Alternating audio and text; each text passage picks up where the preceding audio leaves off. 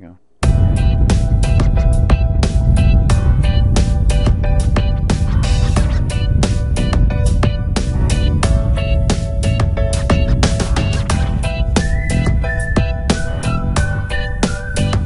Hi, I'm TimeBank Tom. I'm really excited. I was on the news recently.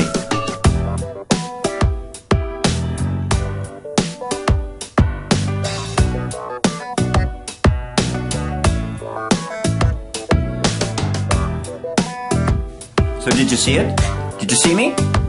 Yeah, right there. Well, that's because this is from the commercial TV station's perspective. This is from my perspective. Me. Okay, you. Thank you. Thank you. My name is Tom Toohey. I was born just a few miles from here in 1950 at St. Joe Hospital. I went to Flint Northern High School. I graduated from the College of Communication Arts at Michigan State University with a degree in integrated telecommunication systems. And I'm trying to bring that to bear. I say that for a reason. I've created a number of wikis and websites and YouTube channels because the technology is there. It's available. It's free.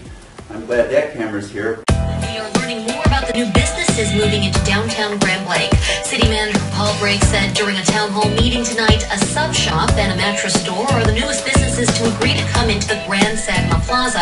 That is a site of the former Citgo gas station that's currently under construction. Firehouse Subs and Art Van Pure Sleep will join Aubrey's Pizzeria and Grill. Some residents expressed concern about congestion around the area, but city officials say they are optimistic those new businesses will be a boost to Grand Blanc. Redeveloping, reinvigorating the center of the community through that reinvestment brings synergy and additional investment outside that really helps promote the community as a whole. Construction of the buildings should be complete later this month before interior work begins. Tonight's was the second town hall meeting aimed at encouraging more input from neighbors. I came up with a list of the things that are important to news that are in every news article. And they are the news values: proximity, timeliness, impact, prominence, conflict, human interest, and unusual stories. And I would add just information. A thing is open or a thing is closed. You need to know that so you don't go there and, all the post offices are closed on a federal holiday, for example. It's not really news, but it's information and people need to know it. But what I'm going to do is we're going to cover each one. Proximity, the most important proximity would be Flint and Genesee County and Saginaw and Bay City, of course, in the commercial television station's point of view. Timeliness, well, Monica Lewinsky re-emerging isn't as timely as it was when it was happening. There's maybe an example in that. Impact, how will it impact the local people? How will this story impact them? And I think that actually happens a lot. That's why they bring in stories from faraway places of terrible things that happen, stabbings and stuff like that, just to have an impact and make sure you go out and buy another product, hopefully one of their sponsors. Chilling details now on a knife attack police in Wisconsin are investigating. They say two 12-year-old girls lured a third girl into the woods last Saturday, held her down, and stabbed her 19 times with a knife. The victim was able to crawl to a nearby road and remains in stable condition at the hospital. Police say all three girls had an obsession with a website containing stories of death and horror. It's extremely disturbing as a parent and as a chief of police that these, especially the age of our suspects, we told you they're all 12 years old. The age of these suspects and being female both lead into, and obviously the details of what happened in the investigation. This is a very disturbing investigation. The girls will be charged as adults with attempted murder. Prominence, they talk about the president and the people in power and the government. Social people, entertainment names I don't even want to say. In my case, the Beatles would be names of a prominent sort for me, personally. Yeah, prominence, that figures into a news story. People with no names die all the time and it never gets on the news. And then conflict, one is against another, or say peace that is a result of conflict. And that can include, of course, crimes as well as wars. Flint police continue to search tonight for the shooter in the city's latest homicide.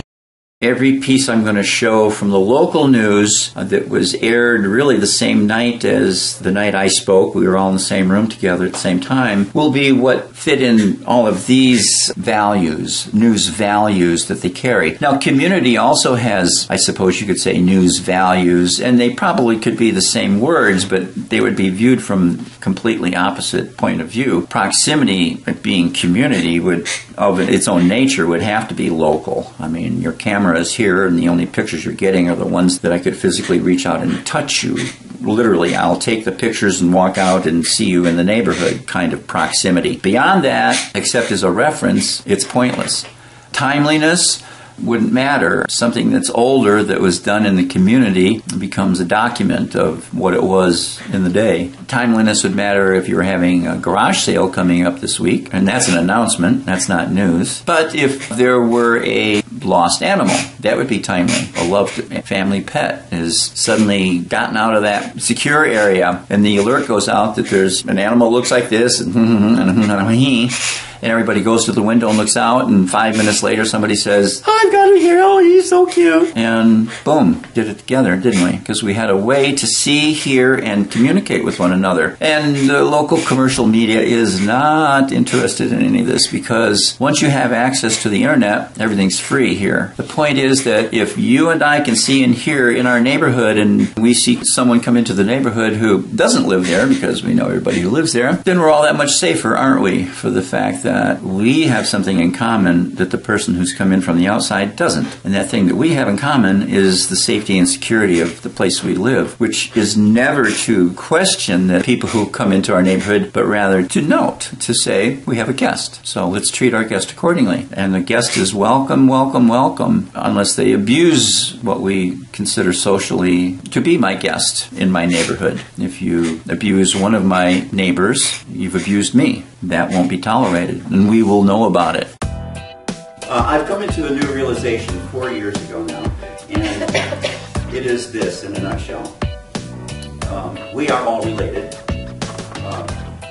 All of our ancestors come from a spot somewhere in Africa to begin with. And from that time to, well, roughly the invention of money, people never moved very far from the place they were born. There were great exceptions to that, of course. But for the most part, 800 BC, for example, you lived, you were probably a peasant, you died. End of story. We had a natural support system in that. When we invented money, which it is an invention, we began then to strip away those relationships that we had previously that were nurturing all of our lives. And as time went by, we invented the car. We decided we could now drive away from that nest, thinking that all we needed to survive with was money. I submit to you it's not working out all that well. We need that nest. There's something in the community, in neighborhoods, and in families that we've forgotten because it's a couple generations back when it was in full force. Our grandparents know that story. Remember how we all talk about, it's not like it was when I grew up. I used to know everybody. Well, there's a technology available now. Councilwoman Mass knows this, as well as Jason here and Mrs. Jason. It's called Nextdoor.com. Nextdoor.com is a free website activity that goes on all over the country, and I urge you all to go to it and put in your address. What you will find is that you can be a member of a neighborhood website. And in our website, in our neighborhood website with Paula here, we have 53 members now who are exchanging information about who's good at cutting tree trim things away, and lost dogs, and a rumor about a bad person who might be he was putting up balloons around the neighborhood was the story, and he was trying to attract children to his home. Turned out, a next door person said, no, that was my daughter putting up colorful balloons in the middle of the winter. I suggest to you that Nextdoor.com is a way to safely meet your neighbor and exercise the abundant community we all live in. We all have skills, talents, and abilities. There is no reason why people should have to suffer in a world where neighbors check on each other and do those helpful things that only neighbors can do because they're close enough to do those things.